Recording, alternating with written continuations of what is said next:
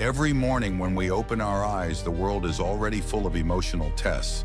A comment that irritates us, a message that makes our heart race, a tiny disagreement that turns into a big argument. Traffic jams, delays at work, people who don't act the way we expect. Each of these moments is like a quiz. Are we slaves to our emotions, or are we their masters? More than 2,000 years ago, the Stoic philosophers faced exactly the same kind of tests. Marcus Aurelius, emperor of Rome, ran an enormous empire surrounded by intrigue, wars, and plagues.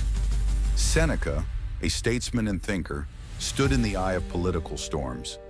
Epictetus, once a slave, had to find calm in brutal conditions. None of them tried to smash their feelings by sheer willpower. They learned to understand, accept, and steer them with wisdom. Stoicism teaches, it's not events that harm us, but our judgment about them. Emotions are signals from within. A criticism can make you angry, or it can become a chance to learn. A loss can drown you in despair, or it can call up your resilience. The point is not to suppress emotions, but to stand in the observer's seat, to see them, name them, understand them, and then choose your response consciously. So the first skill is recognizing your emotions. When anger rises, instead of reacting right away, breathe deeply, place a hand on your chest and ask, what am I feeling? Anger, hurt, fear? Only when you know what's going on inside can you move to the second skill, separating what you can control from what you can't. The heart of Stoicism is a simple distinction. You control your thoughts, your words, your actions. You don't control the weather, the economy, other people, or final outcomes. When you try to control what you can't, you breed anxiety and frustration. When you focus on what you can, you find freedom. Imagine someone insults you. You can't control whether they speak those words, but you can control your reaction.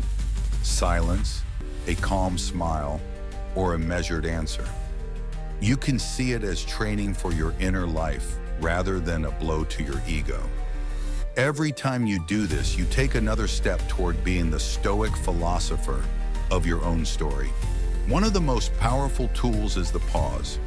Between stimulus and response, there's always a little space. In that space lives your power to choose. The Stoics trained themselves to pause, to breathe, step back, and remind themselves that anger is just a passing guest. That pause is enough for reason to speak. It's the key to inner freedom. Picture yourself in a meeting. Someone attacks you. Anger surges. If you react immediately, you may say something you regret. But if you pause, breathe, take a sip of water, or simply remain silent for a few seconds, you give yourself a gift, the ability to respond wisely instead of reacting blindly. Marcus Aurelius would tell himself, see things as they are, without adding judgment. An event itself is neutral. It's our interpretation that makes it good or bad. Change the lens and the feeling changes. That person who speaks harshly may be hurting. That problem you're facing today could be tomorrow's greatest lesson. A delay might be a chance to prepare better. Each shift of perspective not only helps you control your emotions, but also expands your compassion. The Stoics weren't superhuman. They also got frustrated and angry. The difference is that they trained every day. Marcus Aurelius wrote his private notes, meditations, to remind himself of his ideals. Seneca wrote letters to friends to counsel and to examine his own life. Epictetus told his students, you don't progress by reading alone, but by practice. You can start small. In the morning, write down 3 things you actually control today. At night, ask yourself, how did I react to difficulties today? What can I improve? When you fail to control your emotions, don't scold yourself. Treat it as training for the next round.